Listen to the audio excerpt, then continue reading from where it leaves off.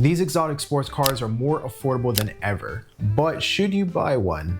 Well, in today's video, I'll be talking about that. I'll also be breaking down certain issues and quirks with each individual car. So if you are in the market for a brand new exotic sports car, definitely stick around because I've found some very interesting things about these cars. But first, my name is John with Blackbird Productions, and on this channel, I create videos like this every week, just talking about what's on my mind in terms of just cars. And I also create car reviews every month. So if you're into that kind of stuff, definitely consider subscribing. And also don't forget to leave a like on this video. It definitely helps me out. So without further ado, let's get into today's video. Oh, also forgot one more thing for subscribers specifically. This is gonna be my only video for this week. Usually I upload twice a week, but I'm thinking about just changing my schedule just a little bit just because I got burnt out this week for the most part.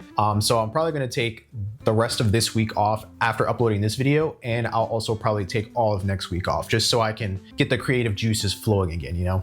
But anyway, let's get into the video. First car up on the list, and if you've seen any of my other list videos just around exotic cars, you know that this one is one that is near and dear to my heart, and I tend to recommend it if someone is interested in buying their first exotic sports car. So, first car is the Porsche 987 Boxster S, specifically between, I believe, 05 and 2012. Anyone who's owned a Porsche before knows that these cars are ultra reliable. They're actually notorious for their reliability, and that's why a lot of people tend to gravitate towards them when they're looking for an affordable exotic sports car to drive around. They're also surprisingly practical as well. They have both a front trunk and a rear trunk that are generously spaced for the size of what you're getting in terms of just the overall car's footprint. And in terms of Porsche as a brand in general, there's a lot to love. And there's also a lot of options. So if you're looking for an SUV, you can go with like a Macan S or something like that for a comparable price, let's just say that. But anyway, you can buy a lightly used, maybe, you know, lightly to me would be anywhere under $30,000. So you can buy a lightly used Porsche Boxster S for less than $30,000 in today's used market, which is a steal right now. In a world where you can buy a brand new Mazda Miata for the same price, if not more. In terms of potential issues, I'll say that a lot of people, they have this like innate fear of the IMS bearing going out, particularly on these cars. But the fact of the matter is that those only impacted certain models that fall into the 986 generation of Boxsters. And if you're unfamiliar with the IMS bearing, it's essentially something to do with the engine. I'm not going to get into the specifics just because it can get a little technical, but essentially if the IMS bearing goes out on your Porsche, you might as well write it off as an engine failure, and the engine will have to be replaced as a result. Again, this issue really isn't much to worry about, especially in the later 987 Boxster S generations. So I'm talking 2010, 2012. I personally had an 05 and I had no issues with it. And I'm pretty sure I owned that car for about 2.5 years. And I was driving it pretty hard. Next car up is the Alfa Romeo 4C. And this is a car that is interesting. I'll say it's a very, very exotic looking car, which is one of the reasons why I put it on this list. For every other reason, however, I personally would not buy this car. And that's just my personal opinion. This is a very focused car. I like to think it's a track car, but it has like GT styling and some quirks as well. So I would probably consider this a weekend car more than anything. I also like to think of this car as just like the Italian Miata because it's almost about the same size as a Miata. It might even be the same size. I'm not too sure off the top of my head, but I know it's like comparable to like a Lotus Elise or a Miata in terms of just footprint. Obviously, it's a little bit more exotic than both of those cars. I'll say the Lotus Elise is also pretty exotic, but this one feels a little bit more exotic just because it's Italian and it's like a one-of-a-kind design. And I don't think they've ever carried on this design at all in any of their other models, which makes this particular car very unique. But honestly, it's a pretty weird car. It's an automatic transmission and they only come in automatic. And then the other thing is that this car has a super, super stiff ride. I'm sure it also has some Italian quirks as well. So just think Lamborghini, how they have like the sticky buttons in some of their older cars and just random stuff like that. I'm sure those same quirks are present in this car, but honestly, I couldn't really find a whole lot of information around that just because the car is still relatively new. So you have that going for you. I've found a couple of 4Cs in the $60,000 range, which I think is a little bit too much asking price for a car like this. So honestly, I'd probably give it another year or two and prices will start to come down on on these just because these are very niche cars. There's just not a ton available, at least in North America. And I feel like the person who buys this car, they really, really like the car and they really want something unique. So I definitely have mad respect for those types of folks. But again, for me, I'd consider this a weekend car all day long. Definitely not a daily driver. And I have here that it was $68,000. So when it first came out, and adjusted for inflation, which I'm pretty sure this car came out in 2019 or something like that, 2019, maybe even like 2015, something like that. I don't have it here in my notes, but I have here that when the car first came out, it was being sold at $68,500. And adjusted for inflation, that's $85,000. Pretty insane inflation, but that just goes to show how fast these cars depreciate over time. Next car is the Aston Martin Vantage. Of course, with the V8. It's probably the most hardest hitting depreciation that I've seen on any car from any video that I've made so far. And they just actually did a refresh on them. Do I like the refresh? Not really. I actually like this design better. And I believe this is the 3rd generation Aston Martin Vantage. And I want to say they debuted in 2019.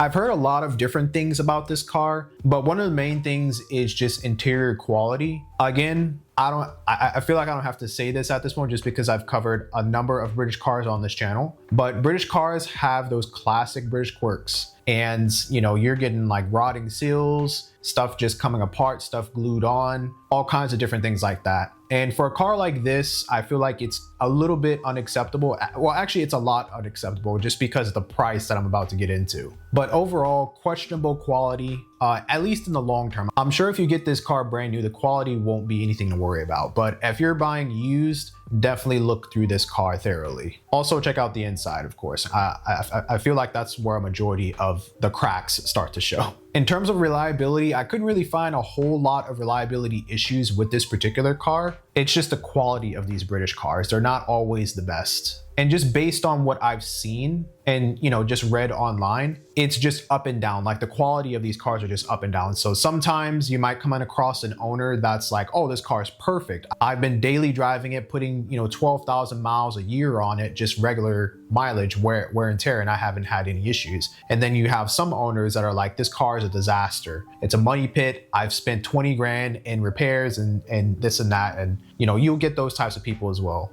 But anyway, getting into the price, and the price I have here is $80,000. So you can buy one comfortably within the $80,000 price range. And again, these are cars that are lightly used. You can still buy this car new actually, but honestly, I would not pay full price for this car brand new, just because it will depreciate by more than half of its value by the end of the year. And I feel like that's what all Aston Martin cars do, all British cars at least.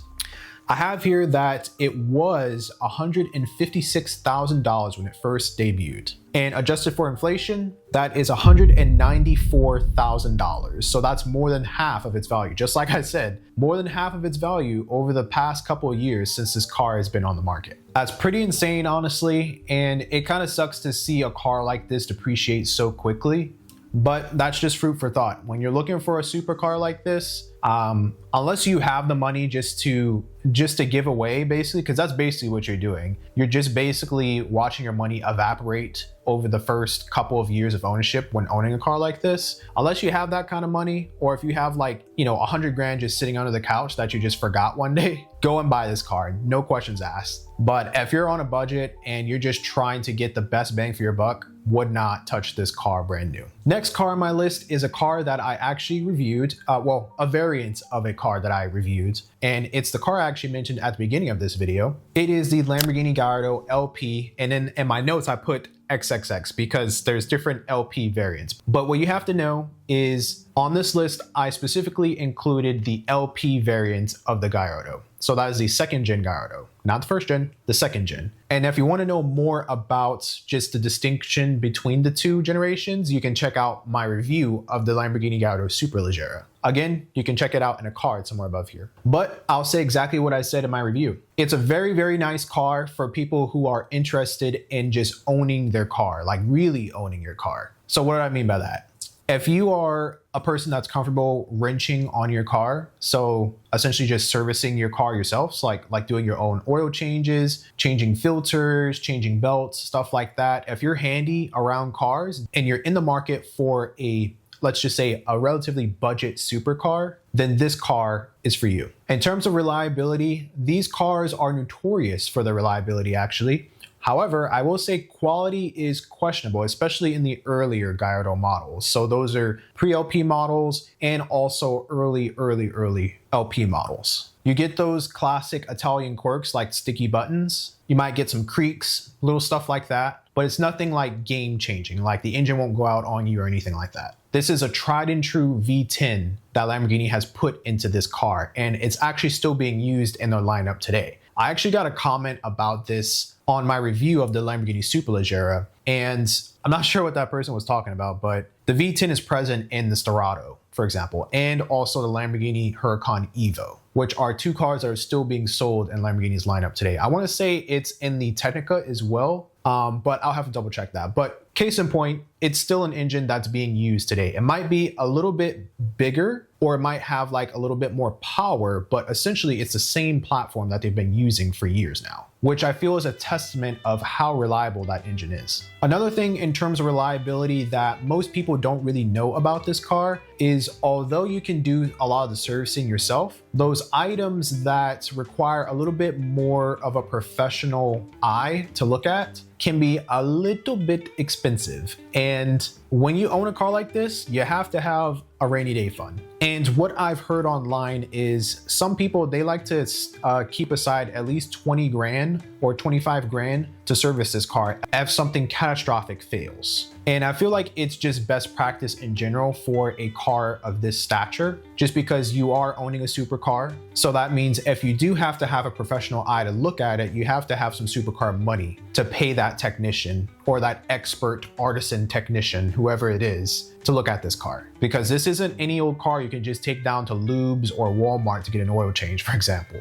So definitely keep that in mind. Last thing, let's talk about that price. And I've found a couple under $140,000. I'm sure if you have over that, you'll be getting like the best example when it comes to just LP Lamborghini Gallardos. And when this car first came out, it was $187,000. Now, I don't have the inflation adjustment on this, but I'm sure you guys can calculate it yourself. I want to say it was maybe like 230, 250, something like that, adjusted for inflation, which is pretty much a steal in my opinion. The other thing I think about is the prices of these specific cars have sort of just kind of bottomed out and flatlined. And I feel like it might be like this just for a little while. So that's some added food for thought for those who are worried about depreciation. The last car on my list is the Maserati MC20. And it's a car that I would love to review. It comes in both a coupe and spider variant. And right now you can purchase one for $180,000. When it first came out, they were selling them for $215,000. And I want to say they came out in late 2019 or maybe early 2020, something like that. But I do know that they are selling brand new today for over $250,000. So around $350,000, which would I pay that much for a Maserati if I had the money? No, definitely not. Because this is another brand where their cars just half in value over the course of 4 or 5 years or so. And Maserati is notorious, obviously, for their lease deals because of this reason. They essentially offer very enticing lease deals on their cars because they know that they're just going to depreciate into nothing after the first couple of years of ownership. So, food for thought. In terms of reliability, this car is still relatively new, so I couldn't really find a whole lot of information, but it's a V6. I'm not sure how you can mess up a V6 just in terms of reliability, just because that engine, it doesn't really put out the most power, and every manufacturer uses the V6 to some capacity. But if you didn't know, this car is a plug-in hybrid, and it has a V6 powertrain as well as, I want to say dual electric motors. It might have just a single motor, but just know that this is a hybrid. And although I did say the V6 doesn't really make a ton of power, paired with electric motors, it definitely fills the gap. The inside is also made of forged carbon fiber, which I think is the standout feature when it comes to owning this specific car. The technology is actually pretty generous on this car too. And being a Maserati where the doors go up, with this very, very cool design is one of a kind. I don't think Maserati has ever come out with a car like this in recent memory, and I just wish it was more special. I'll say just among the supercar circles that I've had the opportunity to be part of, a lot of people sort of look down on this car just because it is a V6, and a lot of people would prefer a V8 or a V10 or even a V12. And a lot of supercar owners, they're not really married to the whole hybridization of supercars and performance exotic cars, which is another reason why I think this car will depreciate much, much more sharply over the next couple of years. So while it's $180,000 today, just on the used market, generally speaking, I think it has a lot more room to get lower in price over the next couple of years. So that is the video. If you made it this far, thank you so much for watching. I definitely enjoyed just putting these lists together. And at the very least, I hope this information was entertaining and also offered some insights as to what's out there on the exotic car market. So if you enjoyed this video, definitely feel free to leave a like and also consider subscribing. Like I said in the beginning, I make car reviews every month. And I also make content centered around cars on this channel every week, which I feel like it might change. But like I said in the beginning, I'll be taking just a creative break and just thinking about what kind of other content I can create on this channel. I might even put out a couple of polls just in terms of like figuring out what you guys want to see on the channel, at least the ones that are subscribed. I know I get like a lot of viewers that aren't subscribers that might be new to the channel. So if you are new to the channel, definitely check out my other content. Let me know what you think. So with that, this has been John with Blackbird Productions, and thank you so much for watching. I'll see you in the next one. Silver velvet suede, moonlight palms and the soft display.